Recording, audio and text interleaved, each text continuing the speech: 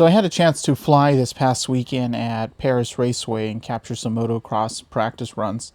And I wanted to take the time though to show which drones I was using to capture that footage. So I have the 5-inch and the 3.5 Cinewhoop. So let's dive into how and why I use them. So first off, I have the 5-inch. This is one that I built from scratch. So every part of here is what I chose specifically for the type of flying that I'm doing. It's the Speedy Bee Master V2 frame, as well as the DJI 03 air unit. I don't have the 04 on any of the drones that I use because I am using GoPros to do the capture. So for me, it doesn't matter which camera I'm using here, since all the capture is going to be happening on the GoPro anyways. So for this one, I actually use the GoPro 13. So I actually do use the GoPro filters, the ND filters from GoPro. I do like that it has that auto selection for it. Yeah, they're still dirty.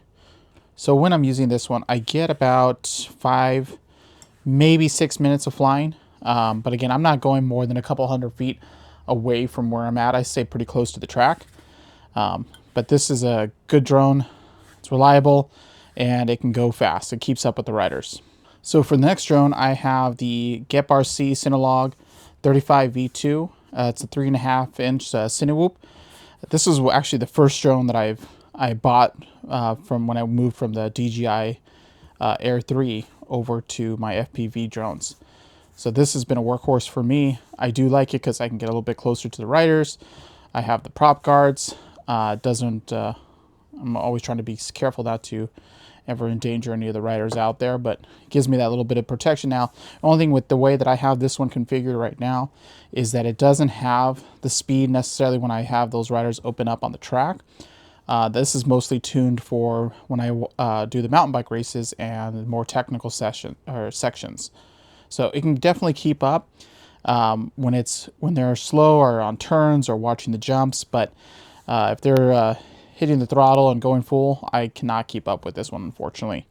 And for this setup, again, I use it does have the DJI 03 air unit, but I am actually using the GoPro 11 Mini specifically for this one. I have the Polar Pro ND filters on this one. But this is my setups. I use the smaller GoPro because it is slightly lighter. So it does allow me to still get about, I would say, 4 minutes tops when I'm flying before I need to land. I'm sure I can extend the time if I were to just focus on recording using the 03 air unit. But since I use ND filters, I personally don't like putting ND filters on the 03 unit. I just rather use it to capture on the GoPro. So again, this one does some good footage. I'll show what that looks like as well.